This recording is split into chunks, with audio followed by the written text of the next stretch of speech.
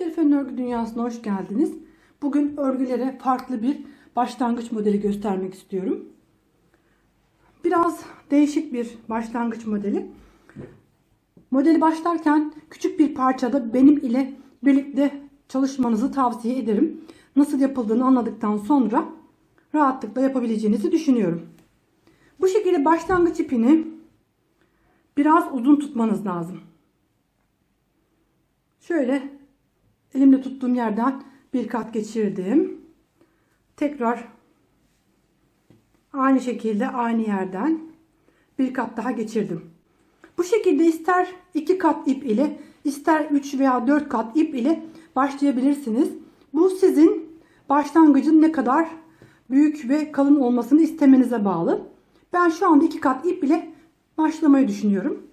Şu şekilde bir daire elde etmiş oldum. Burası başlangıç noktası. İpimin başlangıcı. Biraz ileriden bu şekilde tutuyorum. İpimin devamına giden bu gördüğünüz ipi şu şekilde bir tane yuvarlak halka oluşturuyorum. Bakın. İpimin üzerine katlıyorum. Bir tane halka oluşturuyorum.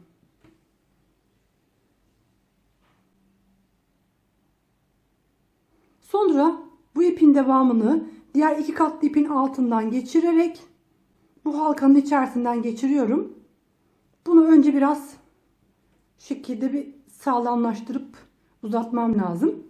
Sonrasında ipimi çekiyorum, ilmeğimi kısaltıyorum. Bu şekilde başlangıç ilmeğini hazırlamış olduk. Bu başlangıç ilmeğini hemen şişime alıyorum. İpim sol tarafta. Şöyle sıkıştıralım. Bu diğer 2 katlı ipim de sağ tarafta kalacak. Şu başlangıç ipini ayıralım. Burada alt tarafa giden 2 katlı ipimizi parmağımıza doluyoruz. Parmağımızı şu şekilde geçiriyoruz. Yukarıya kaldırdığımız zaman alttan geçiriyoruz. İpimizi sağ tarafa doğru bu tek olan ipimizle ilmek atıyoruz. Doladıktan sonra parmağımızdaki 2 katlı ipi tekrar şişimizden çıkartıp sıkıştırıyoruz. Burası daima alt tarafta kalacak. Üst taraftaki kalan ipimize geçiyoruz. Bir ilmek alt taraftaki ile bir ilmek üst taraftaki ile ilmek atmamız lazım. Bu ipi 2 parmağımın arasında bu şekilde arkaya geçiriyorum. Şu şekilde bir atlama yapmam lazım. Tekrar gösteriyorum. İpimi uzatıyorum. Baş parmağımla 2 parmağımın arasına alıyorum. Bu aldığım ipi şişimin üzerine alıyorum. Bu şekilde bir kez şişime doluyorum. Bu şekilde ilmek attığım zaman ipimi sağ taraftan sol tarafa gelecek şekilde atıyorum. Buradaki oluşturmuş olduğum ilmeği şişimden geri çıkartıyorum. Ve sıkıştırıyorum. Üstteki ipimize ilmek attık. Şimdi tekrar alttaki ipimize geçiyoruz. Alttaki ipimizi parmağımıza şu şekilde alıyoruz.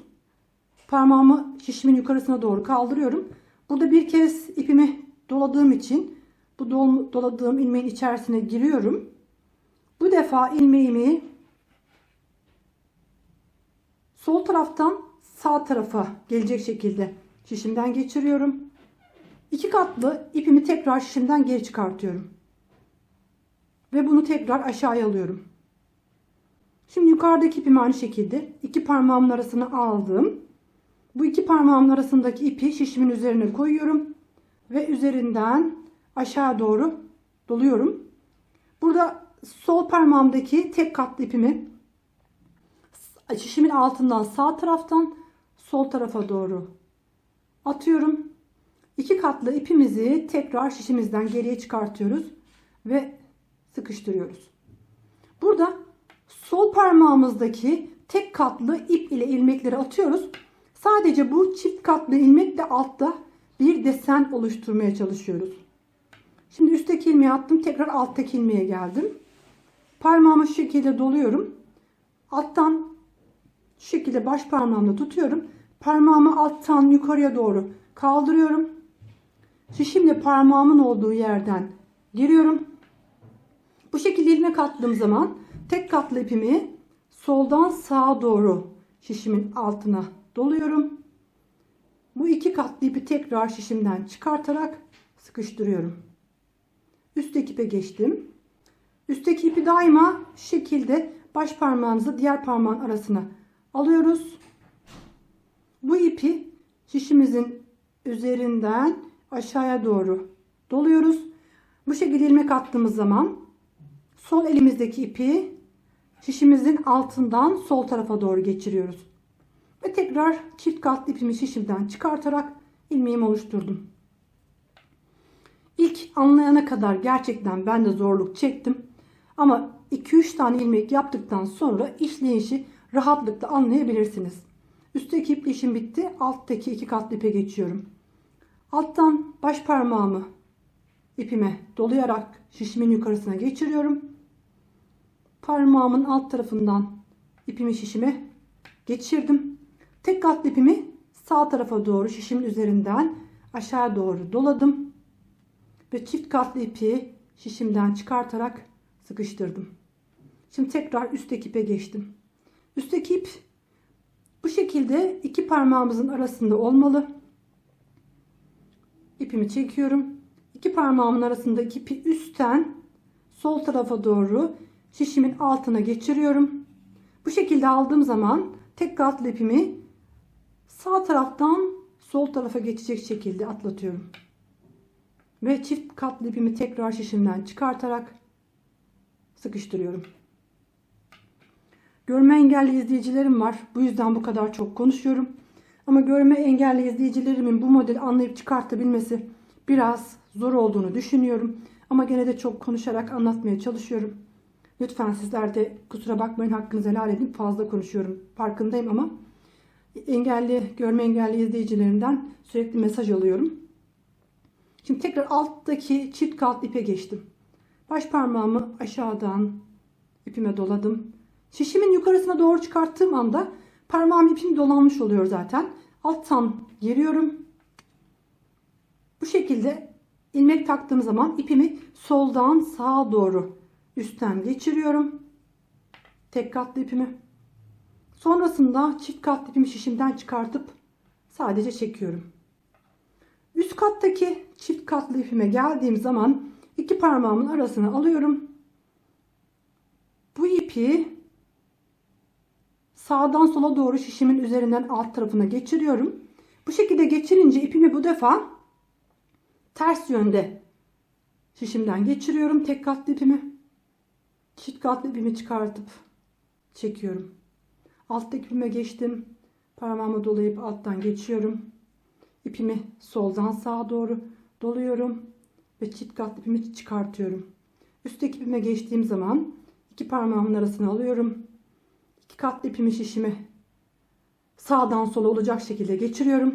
Tek katlı ipimi tam tersine bu defa aynı şekilde sağdan sola olacak şekilde geçirip çift katlı ipimizi çıkartıyoruz. Bakın bu şekilde modelimiz ortaya çıkmaya başladı. Bakın bu şekilde alttan girdiğimiz anda çıkıyoruz. İlmeğimizi atmış oluyoruz. Hemen üstteki ilmeğe geçiyoruz. Üstteki ilmeği iki parmağımızın arasına alıyoruz. Baş parmağımla ipimi çektim. Üstüne bu şekilde sağdan sola doğru bir kez doluyorum. İlmeğimi de aynı şekilde sağdan sola doğru tek katlı ilmeğimi, çift katlı ilmeğimi şişimden çıkartıyorum. Bu çift katlı ipimizi altta şekil oluşturmak için kullanıyoruz. Üste ipimize bağlı olan tek katlı olan ipimizle ilmek atmaya devam ediyoruz. İki parmağın arasından geçirip üzerine bakın bu şekilde atıyoruz.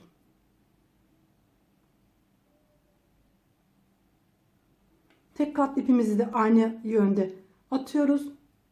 Sonra burada çift katlı olan ipimizi şişimizden çıkarttığımız anda tek katlı ipimizle ilmek oluşturmuş oluyoruz. Aynı şekilde bu ilmeğimizde de aynı.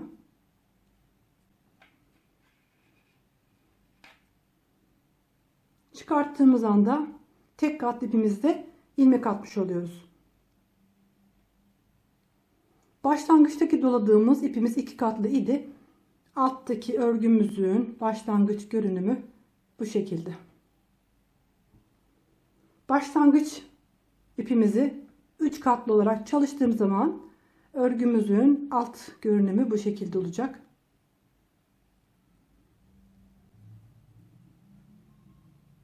Alttaki dolayarak bu şekilde oluşturduğumuz ipimiz 2, 3, 4 şeklinde gittiği zaman bu alt kısmı daha belirgin oluyor.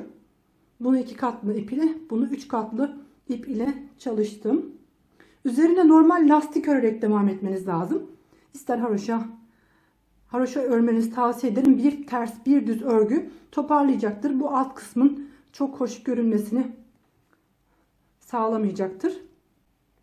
Bu yüzden haroşa örmenizi tavsiye ederim. Bu da başka bir renk ile. Bu da aynı 3 katlı olarak çalıştım ama bunun ipi bir tık daha kalındı.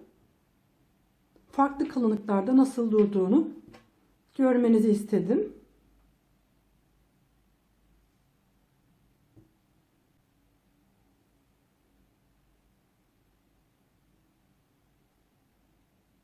Burası da örgümüzün arka tarafından görünümü.